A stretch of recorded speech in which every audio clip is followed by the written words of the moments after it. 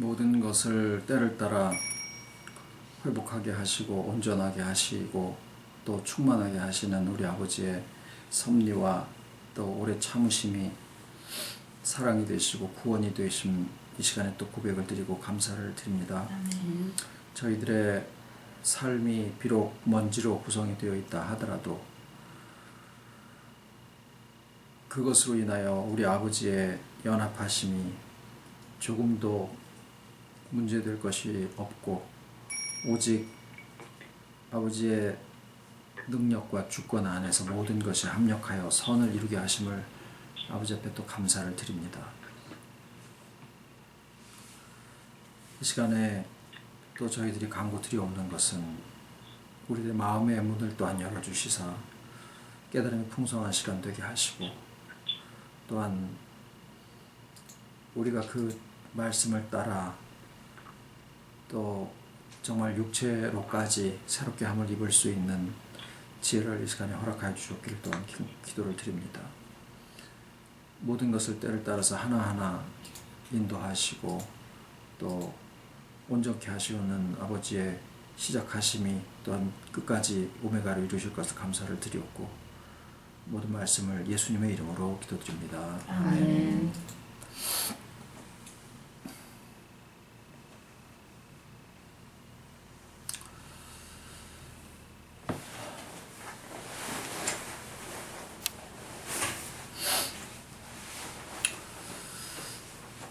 옛날에 영화를 보면은 그 악한 것들이 뭐 나오면 그 주인공들이 십자가를 들이대면은 이것들이 이제 쫓겨나가고 그러는 영화들이 많이 있었는데 요즘 귀신들은 십자가 들이대도 도망가지도 않고 주인공이 막 근육질로 막 격투를 해가지고 몰아내는 그런 식으로 영화를 만들어요.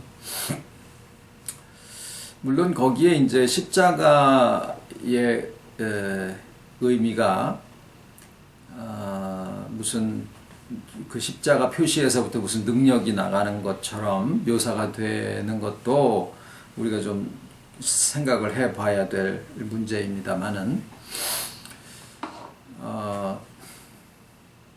그저 그 감정적이나 정서적으로 우리의 체험에 근거를 해서 우리의 구원이 이루어지는 것이 아니고 사실을 아는 것이 많은 그 성경 구절에서 믿음의 능력을 그 아는 것이라고 표현을 하고 있다라고 하는 것은 또 골로새서에도 우리가 새로운 피조물이 되는 것을 풀어서 표현하기를 지식에까지 새롭게 함을 입었다라고 표현을 하는 것도 괜한 일들이 아닙니다.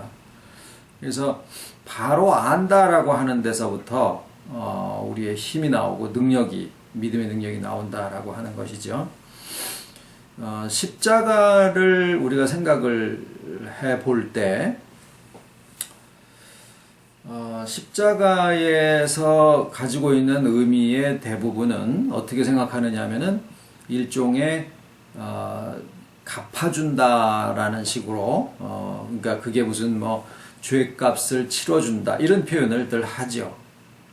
근데 이 갚아준다 영어로 payment이라고 하는 이 갚아준다 죄값을 갚아준다라고 했을 때 생겨지는 문제가 무엇이 있느냐 이런 부분은 거의들 생각을 안 하고들 지나 보냅니다.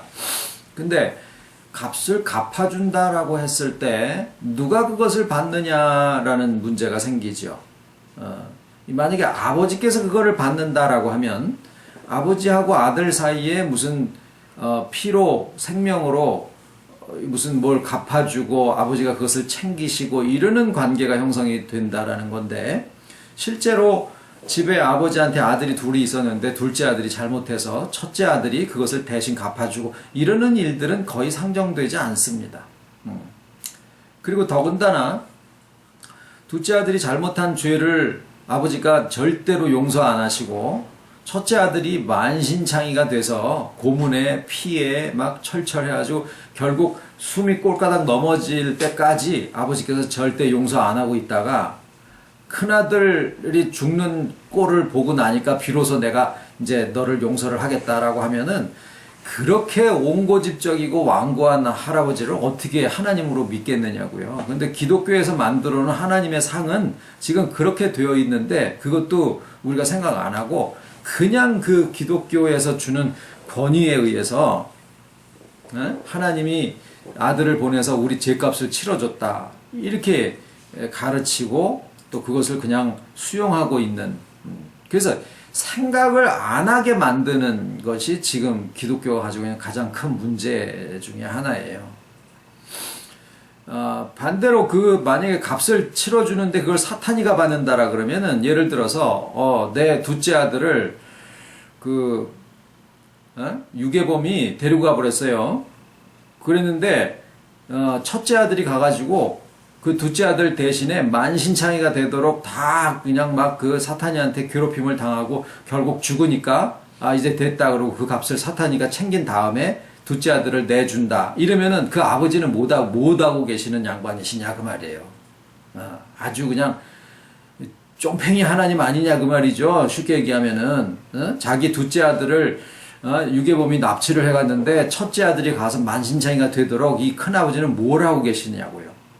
말이 안 되는 얘기예요. 실생활에 우리가 비춰서 생각해 본다 그러면 사탄이는 우리를 그렇게 데려가 가지고 억어할 수 있는 그러한 이제 존재가 아닌 거예요.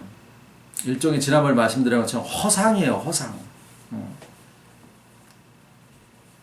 그러면 어디에서부터 이런 오류가 생기느냐? 물론 예수님이 십자가에서 본인의 목숨을 그렇게 희생하심으로 해서 우리를 죄값을 치러주셨다라고 하면 뭐가 부각이 되냐면 기독교가 은혜가 아니라 희생에 의해서 이루어진 거기 때문에 우리도 무엇을 배워야 되느냐? 은혜를 배우는 게 아니라 희생을 배워야 된다라는 결론이 나오는 거예요. 그럼 뭐가 돼요? 종교가 되는 거예요. 기독교가 희생을 강조하는 다른 종교나 다를 게 없는 거예요. 희생 면에서 보면은 기독교인들이 다른 종교를 따라가지 못합니다. 자선, 봉사, 희생, 목숨을 바친다. 이건 이슬람교를 못 따라가요. 뭐 자살 폭탄 이런 거 하는 사람들이 다 신앙인들이에요. 그들의 이름으로 볼 때는. 신앙의 열심이나 믿음이 좋다. 이런 것으로 이게 옳고 그름을 판단할 수 있는 게 아니다라는 거죠. 그럼 뭐에서부터 이런 오류가 생기고 그게 어마어마하게 많은 사람들이 오랜 기간 동안에 이런 잘못되어 있는 그 신앙 속에 사로잡혀서 있느냐. 그 십자가의 의미를 무언가에 대해서 갚아준다라는 것으로 해석하고 있는 그 가르침 때문에 이런 현상이 생겨지는 거예요. 그게 오래된 기독교의 교리의 근본이지요. 예수님의 십자가의 죄값을 대신 치러주셨다라고 하는 이 부분이 아주 그 기본인데 거기서부터 발생되는 문제들을 지금 잠깐 우리가 말씀을 드려봐도 이런 식의 접근을 아예 허용하지 않는 것이 기독교의 권위예요. 교리에 대한 권위 특히. 거의 지금도 돌 들어서 아주 그냥 뭐 돌조산을 만들려고들 할 거예요. 옛날에 그 종교개혁가들을 다 죽임을 당한 그거 유가 아닌 거죠. 지금도. 또 하나의 질문은 예수님의 생명에 대한 부분입니다. 우리가 다 한번 나누은 주제들입니다만은 예수님의 생명이 십자가를 지시고 돌아가셨으니까 우리가 그 다른 케이스를 물론 생각할 수가 없고 또 예수님의 생명은 그렇게 십자가를 지시게 되어 있으셨다라고 다 생각을 하니까 그렇지 않은 경우를 생각할 이유가 없다라고 얘기를 하지만 우리가 모든 것을 다 만약에 열어놓고 생각을 한다라고 하면 예수님이 십자가를 지시지 않으셨다. 그러면 예수님이 죽지 아니하시고 영원히 사셨을까라는 생각이에요. 이것도 신성모독이 아닌가라는 생각 때문에 사람들이 그런 쪽으로 생각 자체를 하지 않습니다. 예수님이 십자가 지시는 그것이 그냥 오로지 한 가지 목적인데 만약에 십자가를 지시지 않았으면 예수님은 돌아가시지 않고 계속 사시는 분이셨을까? 그러면 뭐라 그래요? 감히 그런 거를 생각을 한다고 이렇게 생각을 할 거예요. 근데 실제로 생각을 해보면 답이 나와요. 무슨 답이냐면 예수님이 십자가를 지시지 않고 오래 사셨다라고 하면은 그분도 결국에 가서는 나이 드셔서 돌아가셨어야 된다라는 거예요. 왜 그런 결론을 내리느냐? 그렇게 돼야 예수님이 진짜 사람이다라는 거예요. 참 사람 이런 얘기가 아니라 그냥 우리랑 똑같은 일반적인 사람의 목숨과 같아야 된다라는 거죠. 만약에 영생하는 분으로 오셨다라고 하면은 예수님은 그리스도가 되실 수가 없어요. 우리랑 다른 존재로 오셨다라고 하는 거니까. 예수님은 모든 면에 우리와 한 가지로 같이 되셨어요. 그러니까 죽으셔야지 되는 몸이었다라는 거예요. 그러면 무슨 문제가 생기냐면 어차피 죽으실 목숨을 다른 사람들을 위해서 대신 죽어주실 수가 없다라는 거예요. 이게 문제예요. 그래서 지금 이런 논의와 이런 생각은요, 어떻게 보면은 지금 현재 기독교의 기본 교리에서 입장에서 보면 아주 불경스럽기 그지없어요. 그런데 이거를 생각해야 된다라는 거예요. 왜냐하면 그래야 우리가 받은 구원의 본질에 대해서 명확하게 알게 되고 더 이상 정서적인 충동이나 그 감동으로 체험으로 구원을 대체하지 않는 그러한 확고한 믿음을 우리가 가질 수 있기 때문이에요. 의심하지 마라, 생각하지 마라, 이것처럼 위험한 게 없습니다. 청년들이 질문하는 거에 대해서 너 그렇게 지나치게 질문하면은 안 돼. 이게 사욕이야. 이렇게 얘기를 하는 교회는 정말 진리에서부터 멀어져 있는 교회예요. 생각할 수 있게 하고 비판하게 하고 심지어는 불신자들의 입에서 나오는 그런 비판의 소리까지도 열어놓을 수 있어야 된다라는 거예요.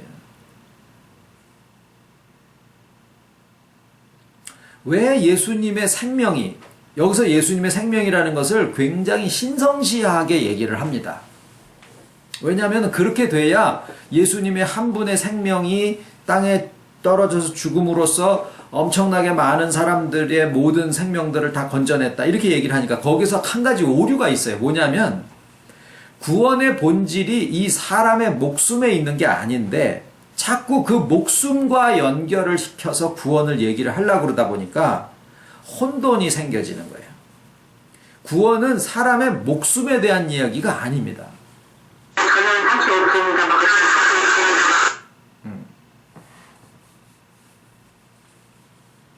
예수님의 목숨이 죽으신다 그래가지고 우리들의 목숨이 살아나는 거라든가 그것으로 영이 살아나지는 게 아니에요. 그러면 이제 왜 예수님의 목숨이 십자가에서 돌아가시는 그런 과정을 일부러 택하시게 됐느냐, 이제 그 이유를 우리가 다시 생각을 해 보려고 합니다. 그 이유는 조금 전에도 잠깐 언급했듯이 예수님의 목숨이 땅에 떨어졌다라는 표현을 쓰죠. 그 표현이 굉장히 여러 번 사용되고 있다는 것을 우리가 주목해야 됩니다. 한 알의 밀알이 땅에 떨어져, 이런 말들이 있고, 그러니까 거기에 이것이 상대성으로 표현이 되어 있는데 뭐냐면 예수님의 생명이 죽었다라는 것만 계속 부각을 하고 있어요, 십자가에서. 그런데 성경이 사용하고 있는 표현은 그 예수님의 생명으로 표현되어 있는 피가 땅에 쏟아진다라고 하는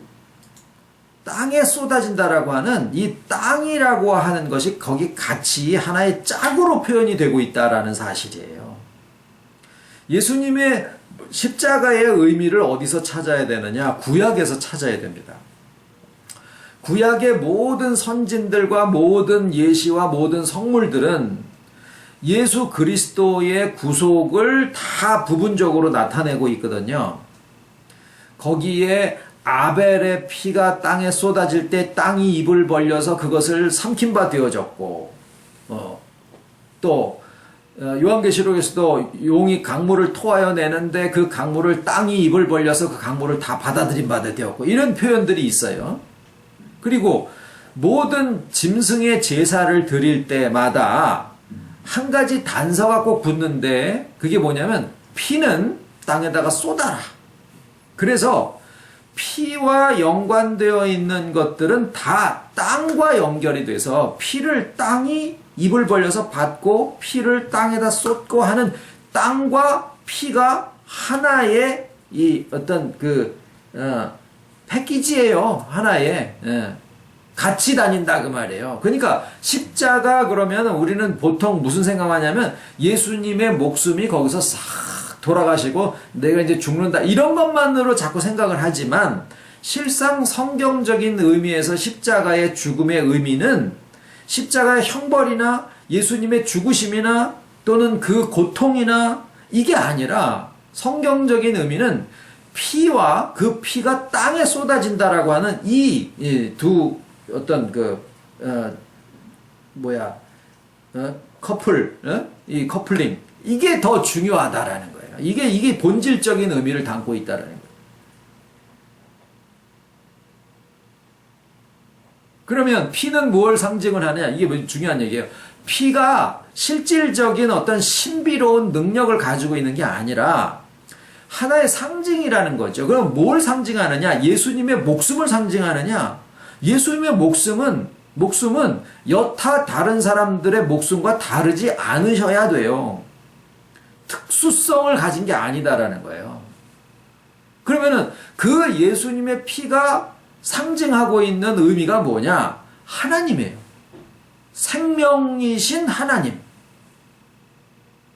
이 생명은 곧 하나님이시니라예요. 그 안에 생명이 있었으니 이 생명은 곧 하나님이시라. 그러니까 피가 땅에 쏟아진다라는 것은 버려진다라는 의미가 아니라 하나님께서 땅에 오신다라는 의미를, 예수님이 돌아가시면서 피를 땅에다 쏟은 것이라든가 짐승들의 제사를 드릴 때 그 짐승의 피를 땅에다 쏟음으로써 하나의 행위적으로 뭔가를 예시해서 보여주는 그런 어떤 이벤트를 하신 거다 그 말이에요. 그러니까 거기에 다른 파트는 뭐예요? 땅, 흙, 물질, 인간이에요. 인간. 그래서 십자가의 본질적인 커튼 뒤에 있는 진짜 의미는 뭐냐? 하나님이 사람에게로 쏟아지듯이, 피가 쏟아지듯이 하나님께서 사람에게로 오셔서 하나가 되신다. 이 뜻을 나타내신다라는 거예요. 그러니까 예수님의 십자가로 모든 제사들의 연장선상에서 그 모든 것들을 다 묶어서 이것으로 다 이제 대표성을 띠게 만드시고, 그것이 또 하나의 예시다. 이게 새 언약이다. 이렇게 하신 거예요. 언약은 이루어지는 때가 있다. 이라는 거죠. 그러면 무엇이 실상으로 이루어지는 것이냐? 하나님이 사람에게로 오시는 것인데, 언제 그것이 가능해지신 거냐 하면, 예수님이 부활하셔서 사람이신데 하나님 같은 사람, 하나님이신데 사람 같은 하나님이 되셨을 때 모든 제한을 다 철폐하시고 우리의 죽은 영에 연합하심으로 우리의 죽은 영을 소생시키심, 이것이 실상 우리의 구원이에요. 그러면 죄 문제는 어디 가느냐? 죄가 행위나 생각의 움직임을 얘기하는 것처럼 우리가 다 가르침을 받지만, 실상은 죄의 근본은 어디에 있느냐? 죽은 영에서부터 근본을 찾게 된다라는 거죠. 왜 죄의 행위를 하느냐? 생각에서 나옵니다. 왜 죄의 생각을 하게 되느냐? 그 사람의 근본에서 나와요. 그게 뭐예요? 죽은 영이다라는 거예요. 그래서 예수님이 오셔서 너 왜 행위를 그렇게 하느냐라는 얘기보다 너 왜 생각을 그렇게 하느냐라는 것보다 더 근본적으로 뭐예요? 영이 죽었다라는 것을 공포를 하신 것이고 그것을 니네들이 왜 해결을 안 하느냐라고 추궁하신 게 아니에요. 그래서 죄인을 죄인으로 정죄하러 오신 게 아니라 죄인을 긍휼히 여기셔서 구원하러 오신 거다라는 거죠. 그리고 언제서? 예수님이 부활하신 다음에 승천하셨다라는 말이 뭐예요? 우리의 영과 연합하셨다라는 거예요. 그래서 다음으로 우리가 생각해야 되는 것이 뭡니까? 영원의 세계지요. 영원의 세계. 이 영원의 세계라 우리의 영이 존재하고 있는 우리가 지금이라고 느끼는 이 순간에도 우리의 영은 어디에 있느냐? 시간이 존재하지 않는 영원의 세계에 속해 있는데 그 영원의 세계에서는 우리가 지금이라고 느끼는 이 현재의 시간이 영원에서는 2000년 전일 수도 있고 또는 창세일 때도 있고 창세 전이라고 하는 그 세계가 지금하고 다르지 않다라는 거예요. 우리는 흔히 하나님의 창조는 까마득한 옛날에 일어난 사건이라고 생각을 하고 또 그 이전에 있던 하나님의 작정 창세 전이라고 하는 것은 영원의 상상도 하기 어려운 그런 세계, 우주 공간을 끝없이 멀리 가서 만나지는 거기를 상상하는 것처럼 시간적으로도 끊임없이 끝없이 긴 과거의 어느 시점을 우리가 영원 전이라고 생각을 하지만 실상은 지금이라고 생각하는 이 시점이 영원 전하고도 전혀 차이가 없다는 거예요. 왜? 시간이 존재하지 않기 때문에. 시간이 흐르지 않기 때문에 거기에는 무한의 시간이 실상은 그냥 지금이랑 똑같다라는 거예요. 그러면 과거하고 현재하고 미래에 구분이 없는 그런 존재적인 세계, 이게 참 어려운 건데 이해하기가. 그런데 가만히 생각해 보면 분명히 그럴 거다라는 거예요. 거기에서 영의 소생이 일어나게 됩니다. 그러니까 우리가 구원받은 시점이 언제냐? 2000년 전이라고 얘기를 해도 되는 거예요. 2000년 전에 예수님이 육으로는 죽임을 당하시고 영으로는 옥에 갇힌 영들의 옥에 갇힌 영들에게 전파하시니라라고 했을 그때에 지금 우리가 생각해보면 우리는 지금 있지 2000년 전에는 있지 않았거든요. 그런데 지금 존재하고 있는 나의 영은 영원의 세계에 속해 있기 때문에 내가 생각하는 2000년 전에도 나의 영은 영원의 세계에서는 상관이 없어요. 이게 이해될 수 있는 것은 아닌데 사실이다라는 거예요. 그래서 하나님 앞에는 영원 전과 지금과 영원 후가 다르지 않아요. 그러니까 우리가 어떤 것을 구할 때 이미 받은 줄로 알아라. 왜? 하나님 앞에서는 이미 다 성취된 거예요. 하나님의 존재 안에서 이미 우리는 성취된 존재로 있다라는 거예요. 우리가 그것을 믿음으로써 이루어가는 게 아니라 그렇게 되어 있다라는 사실을 우리가 알므로써 회복이 되어져 가는 거다라는 겁니다. 이 사실을 우리가 깨닫고 느낄 수 있다라면 굉장히 큰 비결을 우리가 잡는 거거든요. 이제 육체의 구원에 대해서 말씀을 나누고자 할 때 예를 들어서 여러분이 지금 연세가 지금 60이거나 70이거나 80이거나 만약에 그러시다 그래봐요. 그러면 자기가 자기 나이에 대해서 얼마라고 생각을 하십니까? 자기의 육체의 나이에 대해서 얼마라고 생각해요? 내가 예를 들어서 80인데 본인 스스로가 내 나이를 몇 살이라고 생각하시느냐? 난 80이라고 생각해요. 그러면은 내가 고부랑고부랑 하는 게 당연하다라고 생각을 하죠. 근데 내가 실제로 내 나이를 60이 아니라 36살이라고 정말 철떡같이 믿어요. 그러면은 그 사람은 몇 살처럼 행동할까요? 36인 것처럼 행동하게 된다고요. 우리는 자기 나이를 자기가 믿고 거기에 따라서 행동하려고 하는 그런 게 있어요.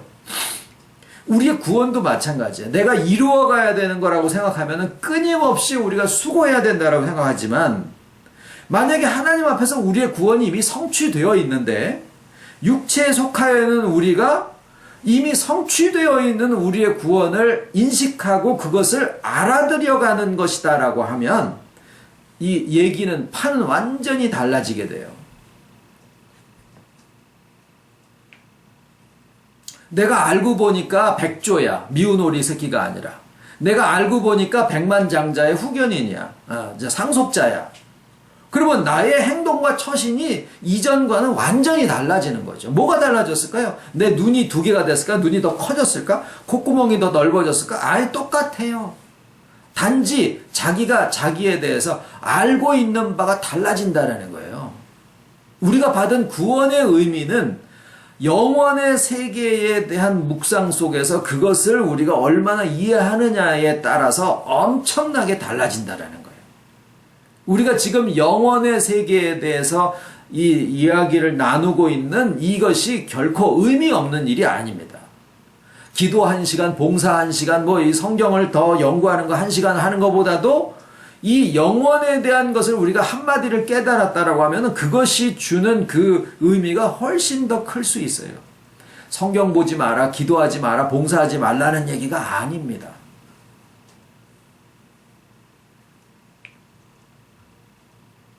그래서 요즘에 그 신학자들 사이에서는 교파에 따라서 유아 세례가 가능하냐 안 하냐, 이게 장로교나 이런 데서 옛날부터 어디에서 근거를 삼았냐면 유아 세례를 주는 그것을 구약시대의 할례나 이런 것들을 베푸는 것이 난 지 8일 만에 걔의 어떤 선택도 거기에 배제된 상태에서 자기적인 의지가 없을 때 그냥 그 유대인 공동체의 어떤 아이가 태어나면은 이미 얘는 구원받은 애야. 그런 어떤 믿음의 표시로 걔에게 할례를 행했고, 그것이 신약 시대에 오면서 그것이 세례로 연결되었다라는 믿음 속에서 유아 세례를 베풀었었던 거거든요. 근데 이제 구원의 체험이라든가 현실적인 나의 믿음의 행위를 강조하는 침례교나 재세례파 이런 사람들은 이게 아직 자기의 의지대로 자기의 신앙을 결정할 수 있는 나이가 되기 전에는 이건 신앙의 고백을 할 수가 없다. 그래서 성인이 됐을 때 자기 믿음으로 신앙 고백을 하고 그때 어떤 신앙의 체험을 따라서 세례를 베풀어야 된다. 이게 이제 침례교나 재세례파에서 하는 얘기들이었었거든요. 그래서 많은 충돌이 있었습니다. 그런데 그러한 모든 논의가 구원의 시점이 언제냐라는 그 문제에 귀결이 되는데, 지금 말씀드린 대로 우리의 구원의 문제가 죄 문제가 아니라 죽은 영의 소생이라고 하면 그것은 하나님의 주권에 의해서 2000년 전인지 지금인지 아니면은 우리가 소위 얘기하는 영원 전에 하나님의 작정하심 속에서 이미 그것이 다 끝나버린 상황일 수도 있는 거예요. 틀리지 않은 얘기예요. 이미 하나님의 작정하심 속에 존재적으로 이미 우리의 구원이 다 성취가 되어 있는 거예요. 우리가 이미 하나님의 작정 속에서 이미 존재했었던 존재들인 거예요. 어떤 영화를 보면은 그 외계의 우주의 어디에 무슨 이렇게 그 공간이 열려가지고 거기에 들어가가지고 막 수년 동안을 거기서 막 희한한 체험을 하고 돌아가신 줄 알았던 자기 아버지를 만나고 막 이런 난리가 나고, 그러고 나서 거기에서 다시 와가지고 지구로 샥 들어왔는데 와서 보니까 시간적으로 시간의 흐름이 전혀 없었던 거예요. 그러니까 17시 59분 59초 그 다음에 이제 그 다음에 18시로 넘어가는 그 시점에 그 1초도 안 되는 그 사이에 시간의 흐름이 전혀 없는 그 사이가 쫙 열리면서 그 사이에 자기는 몇 년 동안의 어떤 활동을 한 것과 같은 그런 영화를 본 적이 있는데, 우리가 살고 있는 이 시간의 흐름이라고 하는 것은 우리로서는 엄청난 많은 세월을 살아가고 이게 실제인 것처럼 보이지만 영혼의 입장에서 보면 이거는 아무것도 아닐 수도 있다라는 거예요. 접으면은 그냥 종이장 한 장도 안 되는 이런 것일 수도 있다라는 거죠. 거기에 예수님이 이 시간의 흐름 속에 들어오셔가지고 인간으로서의 모든 삶을 사시고 사람인데 하나님이 되시고 하나님인데 사람이 되신 그 과정을 겪으신 거예요. 우리랑 똑같이.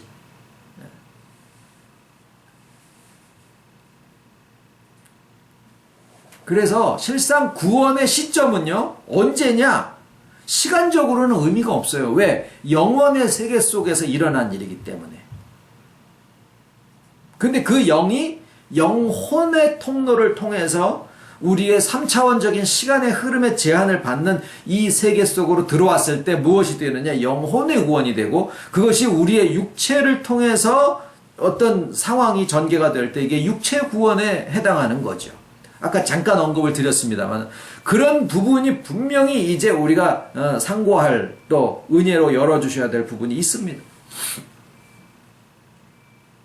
지금 내 몸이 막 그냥 찌뿌둥하고 나이는 지금 80을 향해서 가고 막 여러 가지 상황 속에 우리의 육체 구원이라고 하는 게 우리에게 무슨 의미가 될 것이냐라는 거죠.